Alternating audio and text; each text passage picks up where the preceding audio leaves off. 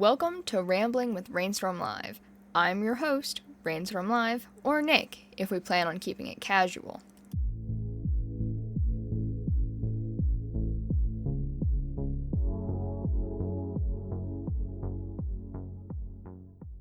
Today's episode is on the hit movie series Scream. I'm going to be giving my thoughts on Screams 1 through 6, giving my personal ratings, and my feelings about the movies in general. I do know these reviews have varied from time to time because I've written them down here and I've told them to people out loud, and they haven't exactly been the same, but I've adjusted them and I think they should line up pretty okay. Going all the way back in time to 1996 with Scream 1. It was the first film, it was very original, I really liked it, the cast was great, the plot was amazing. I haven't seen it in other horror films like that were made before that. To be fair, I don't watch a lot of horror films. Still, I thought it was super good. I loved the cast. It was super fun to see the cast and to see them play these characters, and I don't think that I could think of anybody who could play those characters as well. The plot was good. I really liked how we have the opening scene, which causes you to think a little bit and also immediately brings you into that kind of horror movie vibe. And I like how throughout the rest of the movie, it's plot twist after plot twist, pretty much, and it leaves you guessing, almost always, with the grand finale reveal, and room for the second one to show up. It was a really great movie. I loved the cast. I know I've said it, but, Courtney Cox, Neve Campbell, Skeet Ulrich, and Matthew Lillard are all great in their roles, and I just thought the movie was really good overall, and it was really well done. In my opinion, this movie is a 10 out of 10, mostly because it's the original, but I still think it was really good, and definitely worth the watch. Scream 2 in 1997. This is by far, honestly, my least favorite Scream film. The reasons why are that it was a very boring movie overall. The intro was incredibly boring and incredibly slow.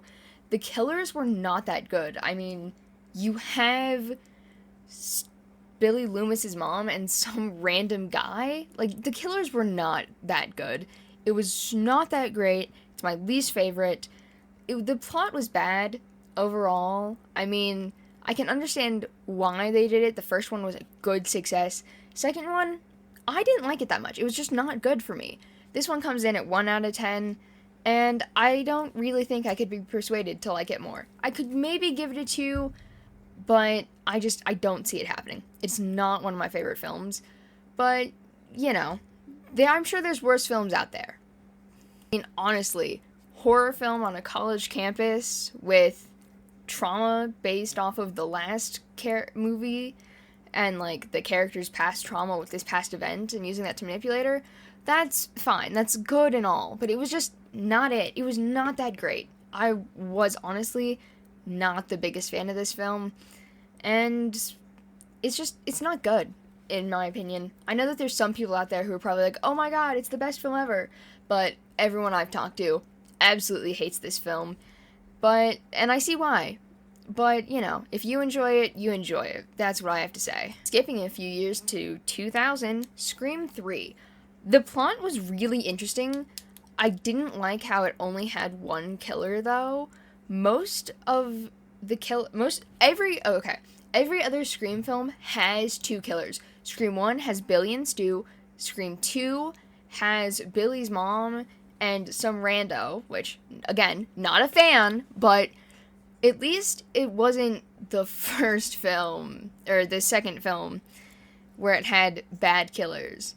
Film number 3, though, I liked it. I enjoyed the plot twist that it had, where we find out that our killer is not only working alone, but is in fact Sydney's half-brother. Amazing plot twist. My jaw was dropped. It was incredible. It was a good backstory, honestly, that took us deeper into a character's past. Still not a fan of the singular killer. That's kind of what killed it for me, but I'm going to give the movie 7 out of 10. I enjoyed it quite a bit. Scream 4 in 2011. This one I get a bit more nitpicky with because I honestly don't remember the movie that well, but I remember the movie well enough to know I did not like it. It was a 4 out of 10 for me, honestly. And you may be thinking, what are you grading these on? how I felt about the films. This one was not good.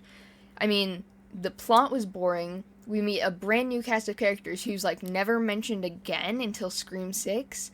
And even then, it's just not good. There's not much continuity with it, and I really think they dropped the ball on this one. The poster changed for this film too. If you look at all of the other Scream films, it's a picture of the cast in like this V kind of angle with a person's face in the background. No. Scream 4 had to have Ghostface's face as the knife. It wasn't good. I didn't like it. I hated the killers because it was Sidney Prescott, who was played by Neve Campbell. It's Sidney's cousin and film geek friend. It's not good. It's not good. I don't like it. The twists, I mean, okay. Interesting, but lame. Was not that good. Overall, 4 out of 10. Not my favorite. Not the worst one. 2 is still the worst one, in my opinion. But 4's decent. I could watch 4 again. I would not want to watch 4 again, if you know what I mean. Fast forward about 11 years, and here we are with Scream 5. I don't like this movie because it was just rebranded as Scream rather than Scream 5, but that's personally just a name nitpicky thing I have. This movie is when the series did start to get better overall. We had a brand new cast of characters. It was honestly good. There were interesting plots. They revisit the horror movie rules that we learn in the first film and basically focus on for the rest of the movies, and it's really great. You get legacy characters. It's just a good movie. You meet this new cast of characters. We get new lore. It's beautiful. Genuinely beautiful. I liked it.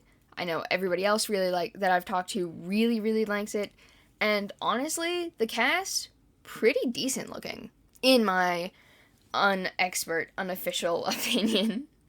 But yes, this movie is like a 6 out of 10. I'm gonna put it at a 6 out of 10 though, just because this is when the series started to get better for me, and I really, really did enjoy it. 2023, Scream 6. Let's talk about it.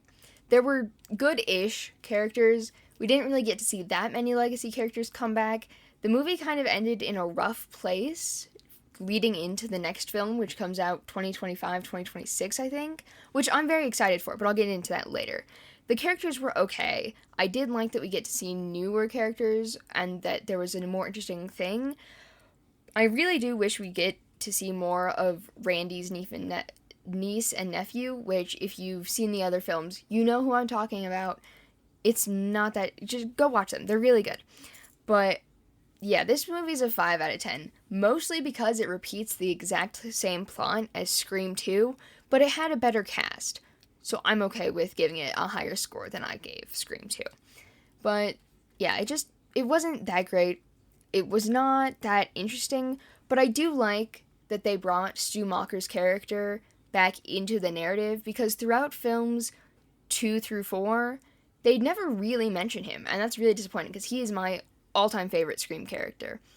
But he finally gets more recognition in both 5 and 6, which is really cool. Overall, if I had to give the entirety of the Scream series, films 1 through 6, a rating, it would probably be 9 out of 10. Can't be 10 out of 10 because nothing is perfect, and number 2 really, really fucked up that scoring for me. It was not that good, but I am very excited for the 7th one, and who knows, if I'm still doing this then I might give a recap on that film too. But for now, that is my opinion, and I really did hope you enjoyed. This has been Rambling with Rainstorm Live. I'm your host, Rainstorm Live, and I think this was a pretty fair review. Now, if you are looking forward to the next episode, it releases bi-weekly, so every 2 weeks, Tuesday mornings at 5 a.m. Eastern Time and 2 a.m. Pacific Time. I really enjoyed having you here, and I hope you enjoyed being here. Come back for the next one. It's going to be really good. If you have any ideas and you want to get in contact me at oh my god, I've said contact so many times. Anyway, contact me at contact@rainstormlive.com, which is CONTACT at